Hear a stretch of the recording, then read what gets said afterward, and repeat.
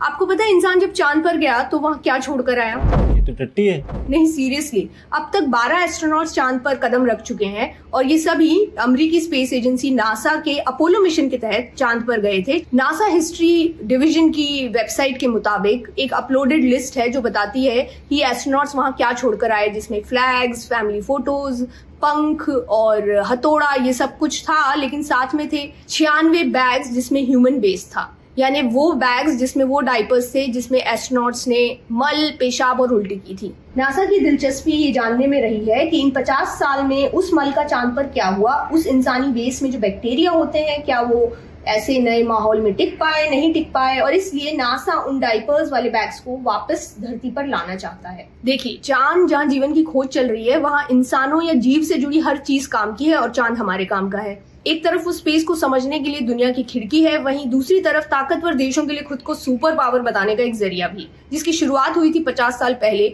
जब अमेरिकी space agency NASA ने नील आर्मस्ट्रांग और बज ऑल्ड्रिन को अपोलो 11 में बिठाकर चांद पर भेज दिया। लेकिन इसके पीछे भी एक इंटरेस्टिंग स्टोरी है। 1957 में यूएसएसआर ने स्पुतनिक 1 और 2 को लॉन्च किया। ये दोनों धरती का चक्कर लगाने वाली पहली 2 आर्टिफिशियल सैटेलाइट थी। यूएसएसआर की इस उपलब्धि की दुनिया भर में चर्चा थी और अमेरिका में सबसे ज्यादा। दरअसल वो कोल्ड वॉर का दौर था और सोवियत संघ और अमेरिका के बीच वर्चस्व की लड़ाई चल रही थी। नासा ही अपने इतिहास पर बात करते हुए लिखता है कि सोवियत संघ का पहला आर्टिफिशियल सैटेलाइट बनाना अमेरिका के लिए स्तब्ध करने वाली खबर थी। फिर क्या था, अगले ही साल गठन हुआ नासा का।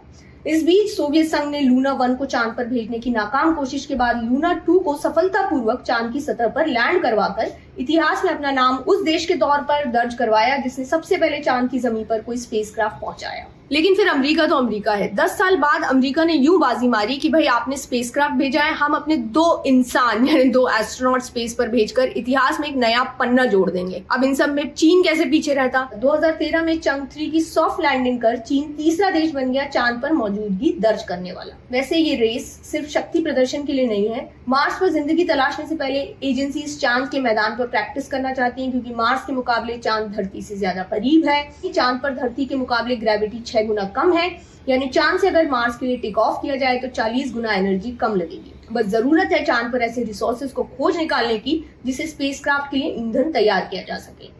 धरती पर जिस फ्यूल की लागत में पसीने छूट जाते हैं वही फ्यूल चांद पर हासिल किया जा सके तो दिल्ली दूर भले ही लगे, मार्स दूर नहीं लगेगा। और इन सब के बीच भारत के चंद्रयान 1 मिशन के जरिए 2009 में चांद पर पानी के होने के सबूत मिले, जिसने भारत का स्पेस की दुनिया में न सिर्फ दर्जा बढ़ा दिया बल्कि उसके बाद चंद्रयान 2 के जरिए भारत ने 2019 में चांद के साउथ पोल पर उतरने का प्रयास किया जो नाकाम रहा।